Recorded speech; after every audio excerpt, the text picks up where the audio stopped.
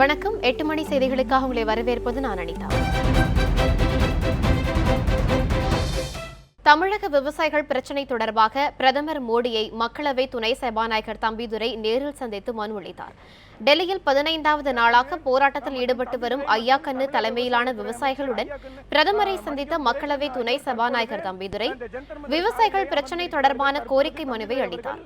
இந்த சந்திப்பின் போது தமிழக விவசாயிகள் பிரச்சினை மற்றும் வறட்சி நிவாரணம் தொடர்பாக முதலமைச்சர் எடப்பாடி பழனிசாமி கொடுத்து அனுப்பிய கோரிக்கை மனுவையும் பிரதமரிடம் தம்பிதுரை வழங்கினார்.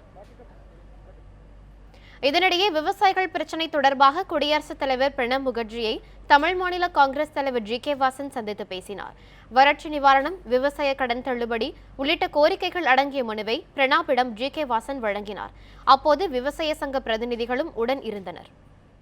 அந்த வகையிலே தமிழ் மாநில காங்கிரஸ் கட்சியை பொறுத்தவரையிலே ஜனாதிபதிக்கு அவரிடம் நேரடியாக அழைத்து சென்று உண்மை நிலையை எடுத்து கூறி அவர்களுக்கு நம்பிக்கையை ஏற்படுத்தியிருக்கிறது. அதன் அடிப்படையிலே நல்லது நடக்கும் என்று நம்புகிறோம். நாளைக்கு திரு ஐயா கண்ணு அவர்கள் இங்கே இருக்கின்ற விவசாய நண்பர்களோடு கலந்து பேசி நல்ல முடிவை எடுக்க வேண்டும் என்பதுதான் என்னுடைய வேண்டுகோளாக இருக்கிறது. தமிழ் மாநில காங்கிரஸ் கட்சியினுடைய வேண்டுகோளாக இருக்கிறது. ஏனென்றால் விவசாயிகளின் கடனை முழுமையாக தள்ளுபடி செய்யும் வரை தலைநகர் டெல்லியில் போராட்டம் தொடரும் என மத்திய நிதி அமைச்சர் அருண்ஜேட்லியை சந்தித்து பேசிய பின்னர் தேசிய தென்னிந்திய நதிகள் இணைப்பு சங்கத்தின் தலைவர் ஐயா கண்ணு அறிவித்துள்ளார். டெல்லியில் ஐயா கண்ணு தலைமையில் போராட்டத்தில் ஈடுபட்டுள்ள விவசாயிகள் இன்று காலை மத்திய நிதி அமைச்சர் அருண்ஜேட்லியை சந்தித்து பேச திமுக எம்பி திருச்சி சிவா ஏற்பாடுகளை செய்தார். அப்போது விவசாயிகள் தரப்பில் நிதி அமைச்சரிடம் கோரிக்கை மனு ஒன்று அளிக்கப்பட்டது. விவசாயிகள் கடன் தள்ளுபடி, தமிழகத்திற்கு போதிய வறட்சி நிவாரணம் உள்ளிட்ட கோரிக்கைகள் அதில் இடம்பெற்றிருந்தன. மனுவை பெற்றுக்கொண்ட அருண்ஜேட்லி பரிசீலித்து உரிய நடவடிக்கை எடுப்பதாக தெரிவித்தார் என கூறப்படுகிறது. இந்த சந்திப்பிற்கு பின்னர் செய்தியாளர்களிடம் பேசிய ஐயா கண்ணு, மத்திய நிதி அமைச்சர் அருண்ஜேட்லி உடனான சந்திப்பு மன நிறைவு அளிக்கவில்லை என்று கருத்து தெரிவித்தார். மேலும் விவசாய கடனை தள்ளுபடி செய்யும் வரை டெல்லியில் போராட்டம் தொடரும் என்றும் அவர் கூறினார். நாங்கள் கடன் தள்ளுபடியை பற்றி முழுமையாக கடன் தள்ளுபடி வேண்டும் என்றவன இந்தியா பூரா பண்ணுமே, என்ன பண்ணுறது அப்படிங்கிற மாதிரிக்கு வந்திருக்கார் அவர். ஆமாம், இந்தியாவில் இருக்க எல்லா விவசாயம் ஒன்று தானே, பண்ணி தானே ஆகணும் நாங்கள் அப்படின்னு சொல்லியிருக்கோம், பார்க்குறேன்னு இருக்கார். அதனால் எங்களுக்கு இந்த சந்திப்பு கடந்த கால சந்திப்போட ஒரு கொஞ்சம் நல்லா இருந்துச்சு, ஆனால் மனநிறைவை அளிக்காத சந்திப்பாக போய்விட்டது. அதனால் எங்களுடைய போராட்டம் தொடரும். எங்களுக்கு கடன் தள்ளுபடிக்காக பிரதம மந்திரி அறிவித்தால் தான் இது விட்டு நாங்கள் போவோம். இதனிடையே அருண்ஜேட்லி உடனான சந்திப்பு ஆறுதல் மட்டுமே அளிக்கிறது என்றும் விவசாயிகளின் பிரச்சினைகளுக்கு தீர்வு எட்டப்படவில்லை என்றும் திமுக எம்பி திருச்சி சிவா கூறினார். தமிழக அரசிற்கு உடனடியாக கடன் உதவி வழங்க வேண்டும் என நிதி அமைச்சரிடம் வலியுறுத்தப்பட்டது என்றும் அவர் தெரிவித்தார். மாநில அரசால் செய்ய முடியாத விவசாய பணிகளை நிறைவேற்றுவதற்காக மத்திய அரசு கடன் உதவி செய்கின்ற ஒரு பெரிய திட்டம் இருக்கிறது. Accelerated integrate irrigation benefit programme என்று ஒன்று. அந்த அடிப்படையிலே உடனடியாக தமிழக அரசுக்கு நீங்கள் கடன் உதவி வழங்கி விவசாயிகளுக்கு நீர்நிலைகளை மேம்படுத்தவும் விவசாயத்தை காப்பாற்றவும் உதவி செய்ய வேண்டும் என்று கேட்டிருக்கிறோம். அது குறித்து உடனே தன்னால் முடிந்ததை செய்ய, காரணம் அது அவருடைய இலாக்காக்குள் வருகின்ற காரணத்தினால் நான் தொடர்புடைய செயலாளர்களுக்கு இது குறித்து பேசுகிறேன் என்று அதற்கான நோட்டும் அவர் எழுதிவிட்டார். நிதியமைச்சர் அருண்ஜேட்லியை சந்தித்து பேசிய தமிழக விவசாயிகள் அடுத்து மத்திய உள்துறை அமைச்சர் ராஜ்நாத் சிங், வேளாண் அமைச்சர் ராதாமோகன் சிங் ஆகியோரை சந்தித்து பேசினர். இந்த சந்திப்பின் போது மக்களவை துணை சபாநாயகர் தம்பிதுரை, தமிழக வேளாண் துறை அமைச்சர் துரைக்கண்ணு ஆகியோர் உடனிருந்தனர். டெல்லியில் 15 நாட்களாக போராட்டம் நடத்தி வரும் தமிழக விவசாயிகளுக்கு ஆதரவு தெரிவித்து சென்னை மெரினா கடற்கரையில் மாணவர்கள் போராட்டத்தில் ஈடுபட்டனர். போலீசாரின் அறிவுறுத்தலின் பேரில் மாணவர்கள் அங்கிருந்து கலைந்து சென்றனர். வறட்சியால் பாதிக்கப்பட்ட விவசாயிகளுக்கு உடனடியாக நிவாரணம் வழங்க வேண்டும் என்பது உள்ளிட்ட கோரிக்கைகளை வலியுறுத்தி டெல்லியில் தமிழக விவசாயிகள் 15வது நாளாக போராட்டம் நடத்தி வருகின்றனர். அவர்களுக்கு ஆதரவு தெரிவிக்கும் வகையில் சென்னை மெரினா கடற்கரையில் திரண்ட மாணவர்கள் திடீரென போராட்டம் நடத்தினர். நாங்கள் பொறுத்து பார்த்தோம். சரி, இது நம்ம இறங்கினா தான் சரியாகும் போல இருக்குது. நாங்கள் டெல்லியிலையும் போய் போராடுறதுக்கு ரெடியாக இருக்கோம். இப்போ சென்னையில் நிறைய இடத்துல நாங்கள் பிளான் பண்ணிகிட்ருக்கோம். இதுதான் எங்களோட ஸ்டார்டிங்கு. அங்கே முன்னாடியே விஷயம் தெரிஞ்சு போலீஸ் எல்லாம் குவிச்சிட்டாங்க. ஸோ அதனால் நாங்கள் இங்கேருந்து ஸ்டார்ட் பண்ண போகிறோம். நாங்கள் இப்போ உட்காந்து எங்களுக்கான போராட்டம் நாங்கள் தொடங்கிட்டோம். எங்கள் பசங்க எல்லாருமே பிரிஞ்சு இருக்காங்க, ஒரு இடத்துல இருக்காங்க, எல்லாம் வந்துக்கிட்டு இருக்காங்க, எல்லாம் கொஞ்சம் காலேஜ் அந்த மாதிரி சிரமத்தெல்லாம் முடிச்சுட்டு வந்துட்டு இருக்காங்க. இப்போ நாங்கள் இப்போ போலீஸுக்கு தெரியாமல் தான் வந்திருக்கோம். இப்போ எப்படி வந்திருக்கோம் அப்படின்னா, ஒரு குழுவாக வந்திருக்கோம். ஒரு 4 பேர் தனித்தனியாக ஒரு குழு, ஒரு 4 பேர் ஒரு 4 நாளாக பிரிச்சிருக்கோம். பிரிஞ்சு இப்போ நிற்கிறாங்க எல்லாருமே. இந்த இடத்துல இப்போ ஒரு 30 பேர் நாங்கள் இருக்கோம். மாணவர்கள் திரண்டதை அறிந்ததும் மெரினாவில் போலீசார் பெரும் அளவில் குவிக்கப்பட்டனர். காவல்துறையினரின் அறிவுறுத்தலின் பேரில் மாணவர்கள் அங்கிருந்து கலைந்து சென்றனர். இதனிடையே போராட்டம் குறித்து சமூக வலைதளங்களில் தவறான தகவல் பரப்புவோர் மீது கடும் நடவடிக்கை எடுக்கப்படும் என்று மாநகர காவல்துறை எச்சரித்துள்ளது. ஓ பன்னீர்செல்வமும் மு.க. ஸ்டாலினும் ஒன்றாக செயல்படுவதை மறைக்கவே தம் மீது மாறி தேர்தல் ஆணையத்தில் புகார் அளித்து வருவதாக டிடிவி தினகரன் குற்றம் சாட்டியுள்ளார். ஆர்கே நகரில் போட்டியிடும் அதிமுக அம்மா அணியின் வேட்பாளர் டிடிவி தினகரன் 6வது நாளாக இன்று பிரச்சாரம் மேற்கொண்டார். ஏஇ காலனி தெரு, கிராஸ் ரோடு ஆகிய பகுதிகளில் பிரச்சாரம் மேற்கொண்ட டிடிவி தினகரனுக்கு பொதுமக்கள் மலர் தூவி வரவேற்பு அளித்தனர். முன்னதாக புது வண்ணாரப்பேட்டை பகுதியில் உள்ள வெங்கடேச பெருமாள் கோவிலில் தரிசனம் செய்த பின்பு செய்தியாளர்களுக்கு பேட்டியளித்த அவர், ஆர்கே நகர் மக்களுக்காக அறிவிக்கப்பட்ட புதிய தேர்தல் அறிக்கை மறைந்த முதலமைச்சர் ஜெயலலிதாவின் எண்ணத்தை பிரதிபலிக்கும் ஒன்றாக இருக்கும் என்று குறிப்பிட்டார். மேலும் ஆர்கே நகர் தொகுதி மக்களை நம்பியே தேர்தல் பிரச்சாரம் மேற்கொள்வதாகவும் வாக்காளர்களுக்கு தான் பணம் விநியோகிப்பதாக ஓபிஎஸ் தரப்பினர் கூறுவது முற்றிலும் தவறான தகவல் என்றும் கூறியுள்ளார். மு.க. ஸ்டாலினும் ஓ பன்னீர்செல்வமும் ஒன்றாக செயல்படுவதை மக்கள் மனதிலிருந்து மறைக்கவே தேர்தல் ஆணையத்தில் புகார் கொடுத்து வருவதாகவும் டிடிவி தினகரன் குறிப்பிட்டார். திரு ஸ்டாலின் அவர்களும் திரு பன்னீர்செல்வம் அவர்களும் தங்களுக்குள் உள்ள அந்த கூட்டணியை தமிழ்நாட்டு மக்கள் அனைவரும் புரிந்திருக்கிறார்கள் என்பதால் அதை மாற்றுவதற்காக, அவ்வாறு இல்லை என்று ஒரு எண்ணத்தை உருவாக்குவதற்காக அவர்கள் இதே போன்ற பொய் தகவல்களை வெளியிடுகிறார்கள். ஆர்கே நகர் தொகுதி இடைத்தேர்தலை கண்காணிக்க சிறப்பு தேர்தல் கண்காணிப்பாளரை நியமிக்க வேண்டும் என ஓ பன்னீர்செல்வம் அணியினர் இந்திய தலைமை தேர்தல் ஆணையத்தில் மனு அளித்துள்ளனர். இது தொடர்பாக டெல்லியில் உள்ள தலைமை தேர்தல் ஆணையத்தில் மாநிலங்களவை உறுப்பினர் மைத்ரேயன், கே.பி. முனுசாமி உள்ளிட்டோர் மனு அளித்தனர். பின்னர் செய்தியாளர்களிடம் பேசிய அவர்கள், ஆர்கே நகர் தொகுதி இடைத்தேர்தலில் சசிகலா அணிக்கு ஆதரவாக தமிழக முதலமைச்சர் எடப்பாடி பழனிசாமி பிரச்சாரம் செய்வதாக குற்றம் சாட்டினார். இது அதிகாரத்தை துஷ்பிரயோகம் செய்வதாக தெரிவித்த அவர்கள், இத்தேர்தலை கண்காணிக்க சிறப்பு கண்காணிப்பாளரை நியமிக்க வலியுறுத்தி உள்ளதாக தெரிவித்தனர். ஆர்கே நகர் தொகுதிக்கு உட்பட்ட பழைய வண்ணாரப்பேட்டையில் திமுக வேட்பாளர் மருது கணேஷ் வீதியாக சென்று வாக்கு சேகரித்தார். திமுக எம்எல்ஏக்கள் அன்பில் மகேஷ், சேகர் பாபு மற்றும் 100க்கும் மேற்பட்ட திமுகவினர் அவருக்கு ஆதரவாக வாக்கு சேகரித்தனர்.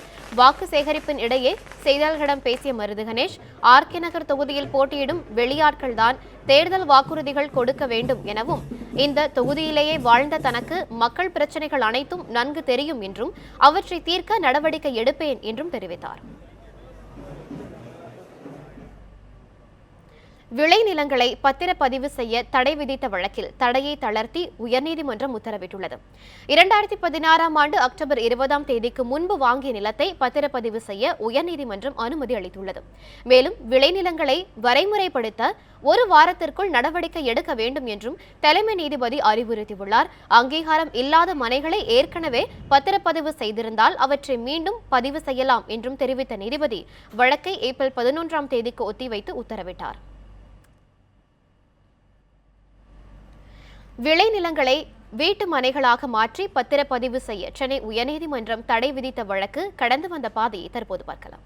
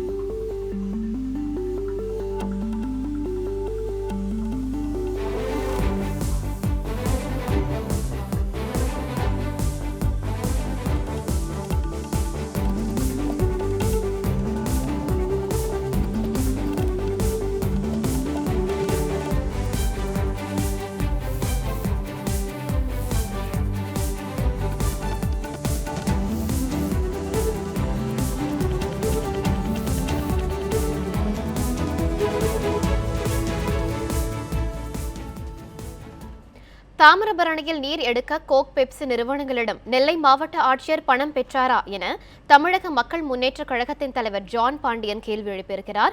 நெல்லையில் செய்தியாளர்களுக்கு அளித்த பேட்டியின் போது அவர் இவ்வாறு கூறினார். உபரி நீர் என்பது இங்கு இல்லவே இல்லை என்பது எல்லோருக்கும் தெரியும். இங்க மாவட்ட ஆட்சித் தலைவருக்கு தெரியாதா? எதற்காக அப்படி ஒரு பொய்யான தகவல்களை நீதிமன்றத்திலே சொல்லி அவர்களுக்கு வக்காலத்தை வாங்கி தண்ணீர் ஒடுக்கும்படி உத்தரவு வாங்கி கொடுத்தார்கள் என்பது எனக்கு தெரியவில்லை.